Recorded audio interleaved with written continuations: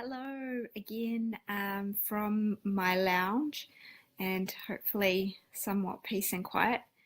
Tonight I am going to get through chapter 1 of my first book, Domestic Violence on Ice. I'm going to read the first chapter, which is in the beginning. So I've got my Milo. Got to have something to drink because it's getting cold here in Sydney. So let's just see how it goes. I grew up with two parents in a gorgeous home in a beautiful suburb. Our family, our home, our life was devoid of love. To the outsider with unseeing eyes, we had something enviable. But all I wanted was to feel love and warmth. I wanted the real family. I don't really know if I started out normal. What is normal these days anyway? Parents aren't home. Kids halfway raise themselves. Families struggle daily. And here I was, this rich girl who'd never had to struggle. My life was easy enough. It definitely wasn't the worst upbringing. I know so many people whose lives were much more difficult than what I have endured. I'm not under any illusion that my life was worse than others. I'm actually grateful to have the opportunities in my life.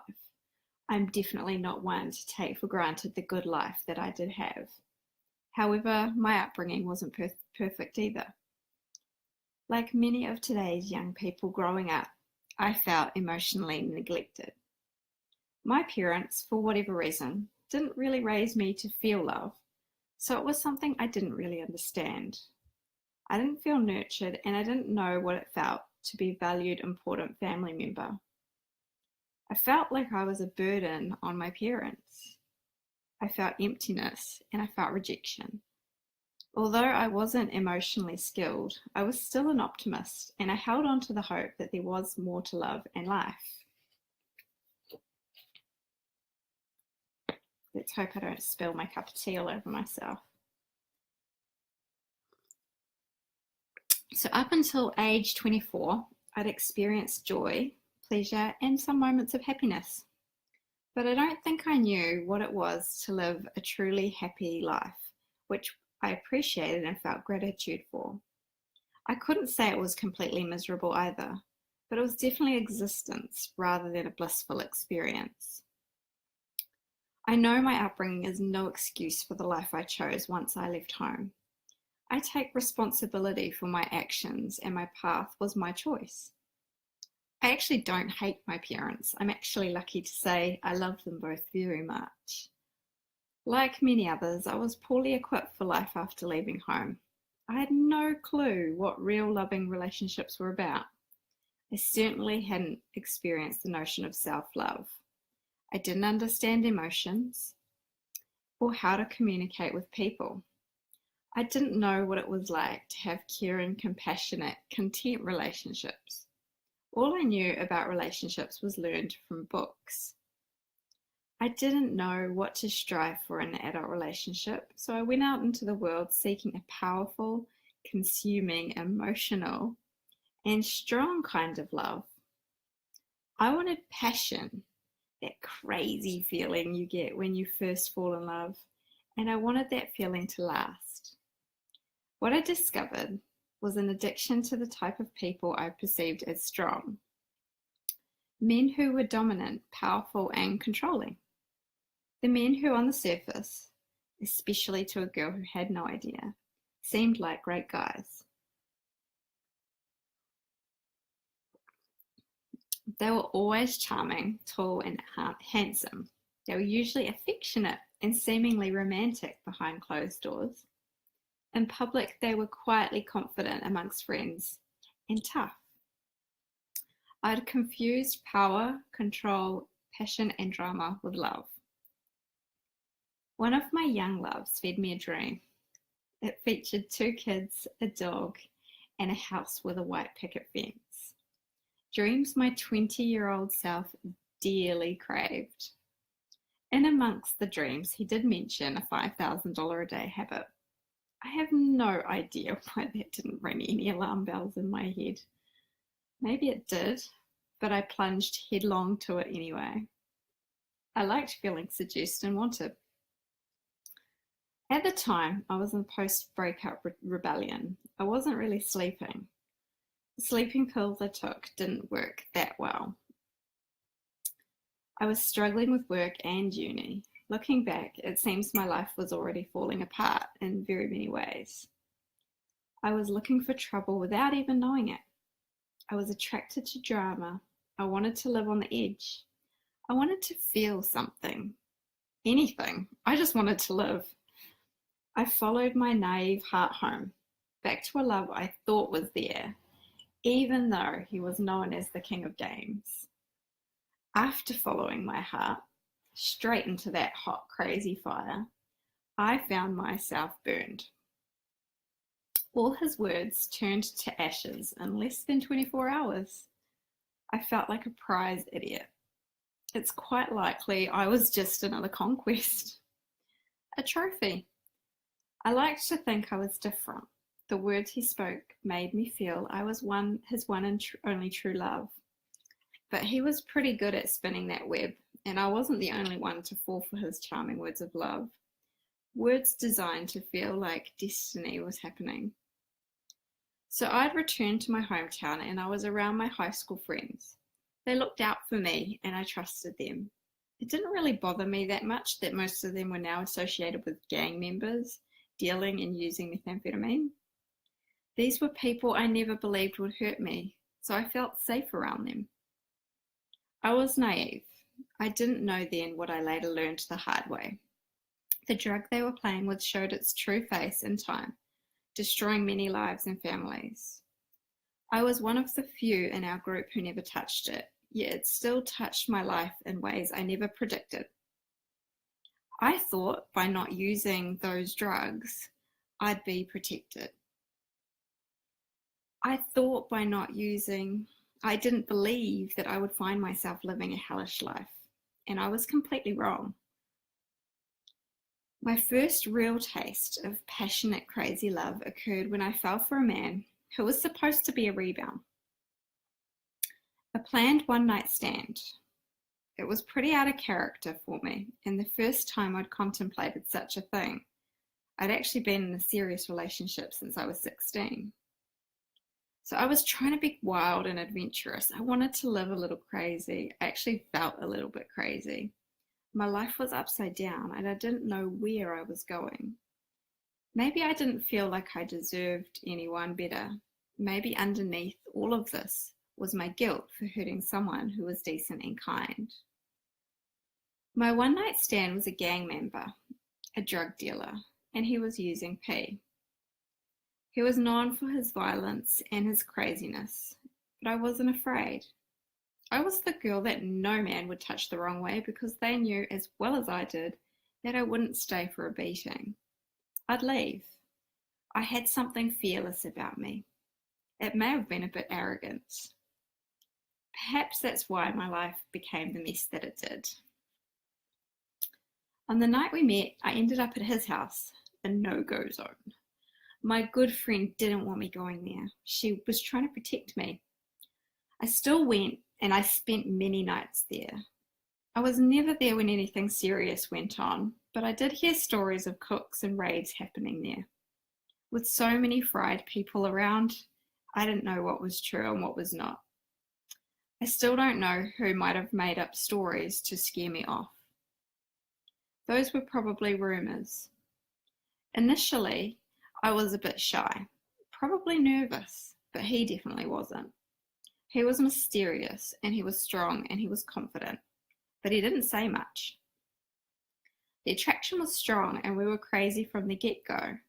I quickly became very addicted to him. I was sure I was in love. I have no idea what he found in me, but it seemed he had it bad too.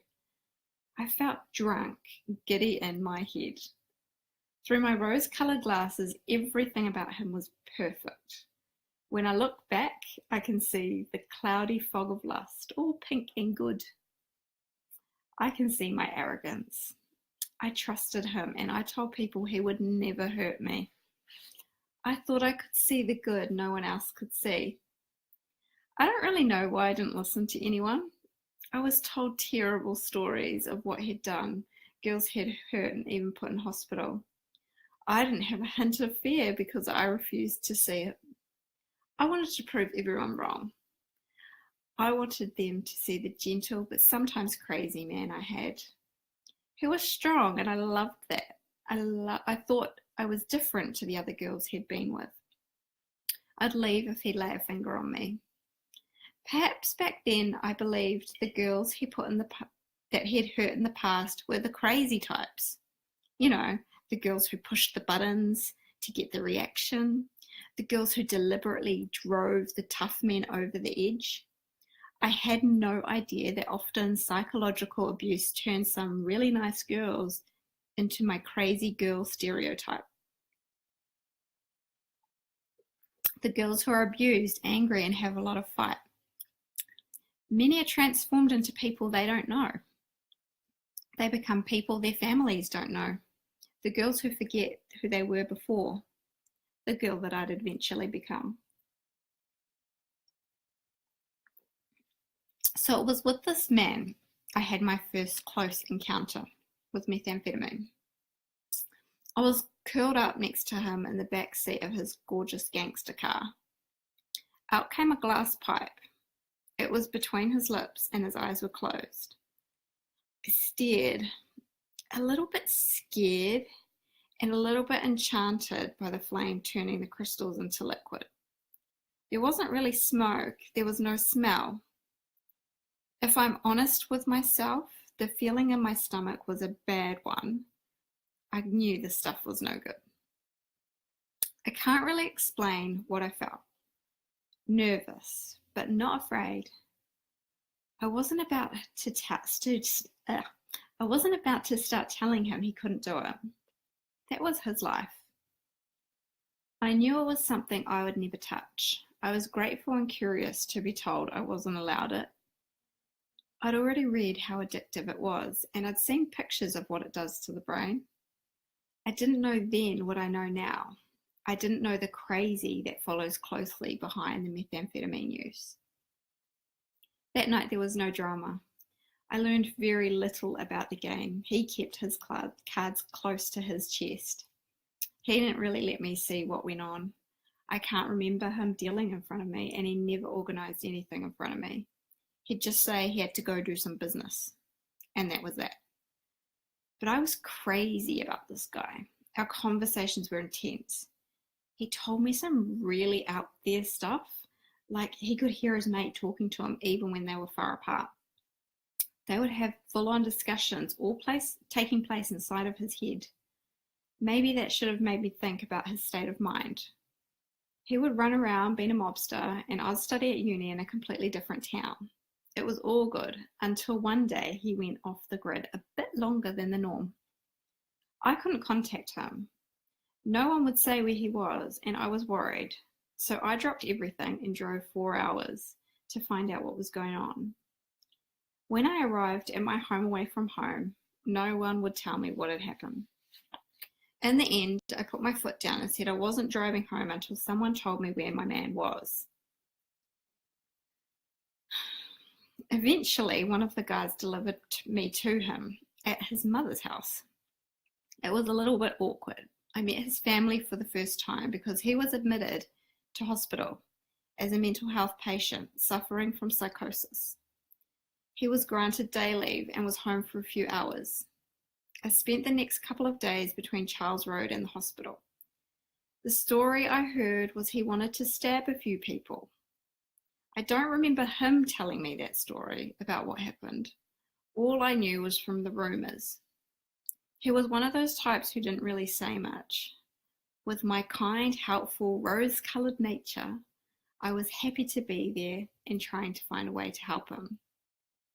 Like many other beautiful women, I thought I could help him to find the right path. I asked him to come and spend a week with me out of town, and a week or so later he arrived. He shared my love of malls and shoes. He spoiled me buying Feijoa ice cream and body butter. He was secretly romantic, and I loved it. He spent most of his time smiling, and to me he seemed really happy.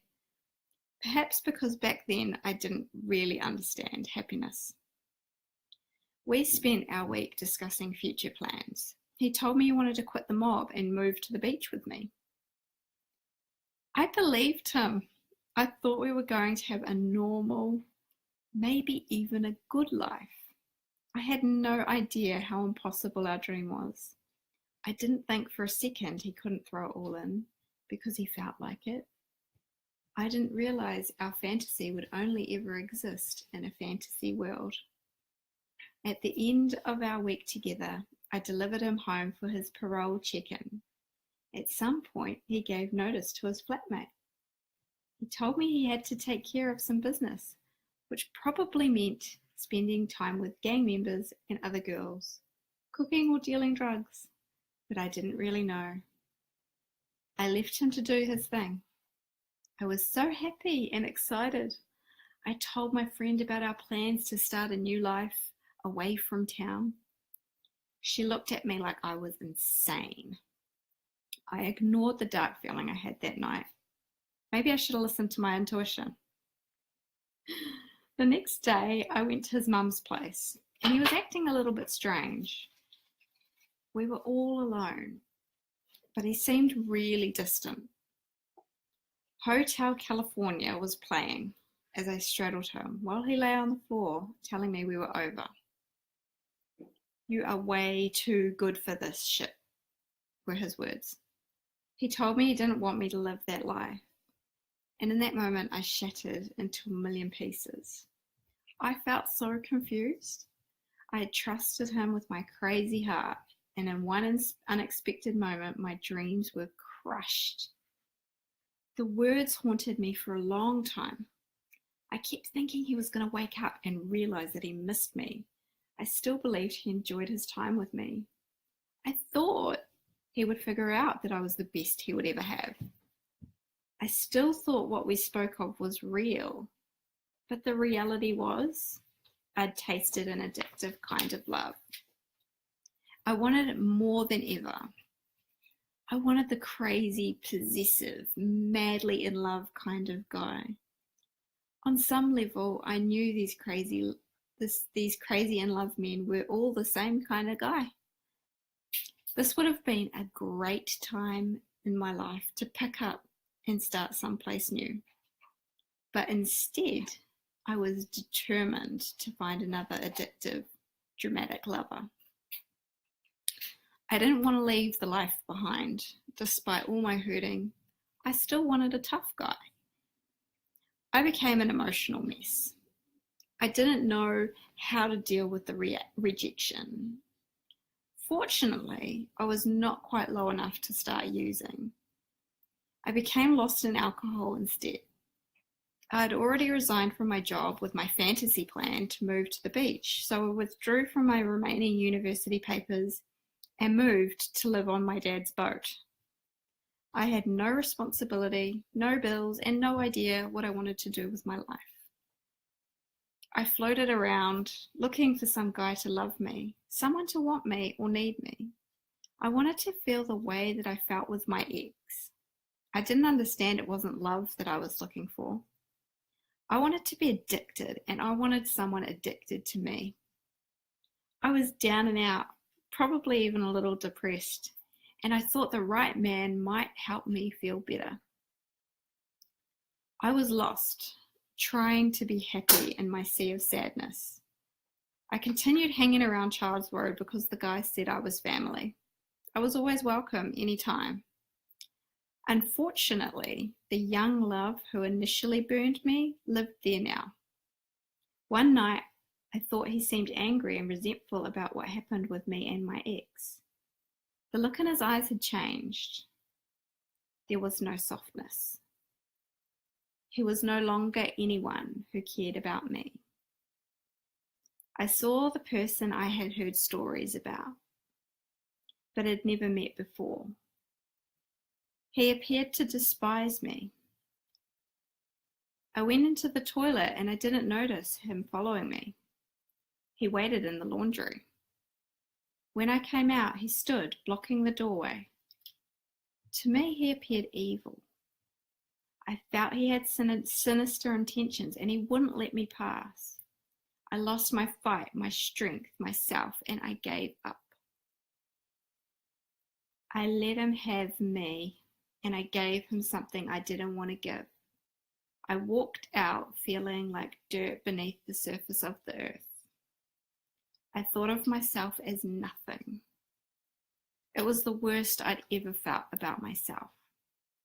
It was my first rock bottom, but I had no idea there was far worse to come. So that was chapter 1 of my book. I hope you've enjoyed listening while I read one chapter of my book, and I'll probably pop back in another couple of days and perhaps read another one. We'll see how we go. Have a great night. Take care. Bye.